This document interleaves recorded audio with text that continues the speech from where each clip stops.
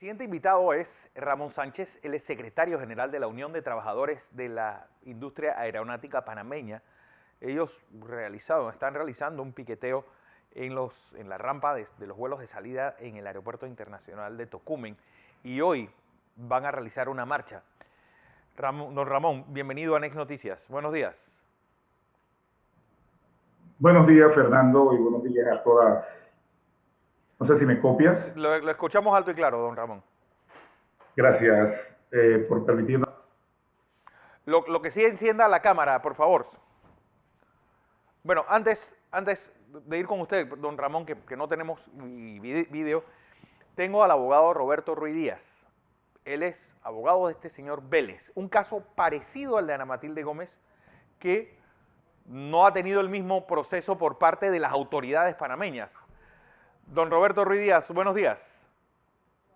Buen día, Fernando. ¿Qué tal? ¿Cómo estás? Ok, ¿cuáles son las similitudes que ves en el caso del señor Vélez y el de Ana Matilde Gómez y cuándo ocurre esa bifurcación donde parece que el de la señora Ana Matilde Gómez tiene alfombra roja y el del señor Vélez tiene un camino empedrado? Bueno, vamos a hacer una pequeña diferencia. Sí. De que el caso del señor Jesús Vélez Lor ya es un caso que está juzgado por la Corte Interamericana de Derechos Humanos y que condenó a la República de Panamá. La similitud que se estaba buscando entre estas dos situaciones es por la experiencia diplomática que tuvimos, ¿no? No Sí. hemos visto antes alguna situación en la cual el Estado, de una forma, si se quiere decir, apresurada, plantea la posibilidad de llegar a un acuerdo extrajudicial Sí. con una persona que está demandando al Estado ante una instancia internacional. En el caso de Vélez Lor, a pesar de él haber sufrido torturas y cualquier tipo de vejámenes, la República de Panamá nunca tuvo ningún tipo de intención, ni hubo ni siquiera acercamiento con él para llegar a un acuerdo, sino que él tuvo que recorrer el largo camino de esa justicia internacional para que la Corte entonces emitiera una sentencia muy fuerte, que incluso es referencia a nivel internacional contra la República de Panamá, por el tema del trato y de la violación a los derechos humanos de un migrante, que fue en el caso de este señor ecuatoriano, Sí. Jesús Vélez. Cuando vemos la situación con el tema de la ex procuradora, nos llama es la duda de cómo la Cancillería pretende llevar una negociación fuera de juicio cuando hay una sentencia de la Corte Suprema, que no existía en el caso de Vélez Lor, en donde el Estado sí había aceptado parcialmente responsabilidad.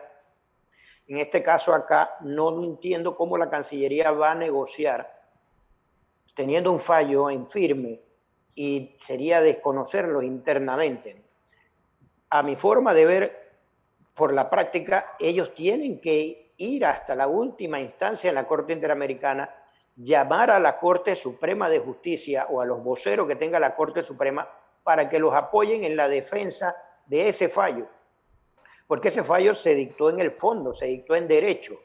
Entonces, los argumentos que se tienen que discutir de si se le violó o no los derechos a Ana Matilde Gómez tienen que ser dentro de la instancia de la Corte Interamericana. O sea, no Claro. podemos entrar a negociar ahora porque estaríamos haciendo una diferenciación entre quién va a la Corte Interamericana y quién no va. Con este negociamos y con este no negociamos. Entonces tenemos una discriminación, si se quiere decir así, con las personas que están acudiendo, porque no es el caso de Ana Matilde el único, sino hay varios casos en la Corte Interamericana. Sí. Y la pregunta es entonces la Cancillería, ¿por qué a esas otras personas que están acudiendo hasta esta Corte no le ofrece también esa alternativa de solución de conflicto? Claro. Pero la pregunta es, el caso de Ana Matilde Gómez es un caso que fue la Corte Suprema de Justicia la que la condena. Es un caso donde se le recrimina a la propia Corte que ella se convierte en agente judicial cuando la Procuraduría no lo es, haciendo esta interceptación de llamadas. ¿Y por qué ha tenido? Porque al fin y al cabo ha sido un proceso bastante rápido donde la señora Faradí Urrutia pues más parecía la abogada de Ana Matilde Gómez que la abogada de la República de Panamá. Sí, es que el tema ahí es que la Cancillería provocó una situación irregular. Sí. Primero postulándola al cargo, a las vacantes que hay en la Corte Interamericana, a sabiendas que ella tiene un proceso. Yo no quisiera pensar que era una moneda de cambio. Quita Claro. la denuncia y te postulo a la Corte. Quisiera no pensar eso. Pero el error de la funcionaria de la Cancillería es luego de la audiencia proponer un acuerdo. Pero ese acuerdo es a nivel interno, deja por el piso el fallo de la Corte Suprema. O sea, no se rebate la legalidad o la constitucionalidad del mismo fallo, Sí. que lo puede hacer solamente la Corte Interamericana con una sentencia. Por eso que yo digo, tiene que irse hasta la última instancia y que sea la Corte Interamericana que diga, sí, la Corte Suprema de Panamá le violó los derechos a Ana Matilde Gómez. Pero Panamá tiene que llevar su posición y estoy seguro que la Corte Suprema de Justicia tiene sus argumentos para defender esa posición que ellos mantuvieron en aquel momento. Entonces, aquí la diferencia que yo hice con el caso de Vélez Lor era que aquí teníamos una persona que se le violaron todos los derechos. Una persona que terminó con problemas hasta psiquiátricos de los golpes que se le daban. Y el Estado panameño nunca se le acercó a él para llegar a una negociación, a un resarcimiento. En el caso acá de la procuradora, hay un acercamiento como que muy rápido y con esa postulación y luego te dejo de postular, que entonces nos llama a suspicacia, que realmente qué es lo que hay. Por eso que yo digo, yo quiero ver si la canciller, Erika Moines, va a cargar la responsabilidad o el posible abuso de autoridad de desconocer el fallo de la Corte Suprema sin que exista un fallo de la Corte Interamericana de Derechos Humanos. Bueno, vamos a ver en qué termina todo esto, Tito, porque es de justicia. Es decir, ¿por qué Panamá se baja los pantalones de forma tan apresurada en un caso y pues no acepta sus responsabilidades y no actúa en consecuencia con los demás casos donde ya hay una condena? Recuerden que la gran diferencia entre el caso del señor Vélez Lor y el caso de Ana Matilde Gómez es que con el caso de Vélez Lor ya hay una condena. Y en este caso de Ana Matilde Gómez no. La República de Panamá fue condenada ejemplarmente. Si tú ves ese fallo, es un fallo tan detallado en donde establece todas las violaciones. Incluso la República de Panamá tuvo que aceptar, porque era tanta la evidencia.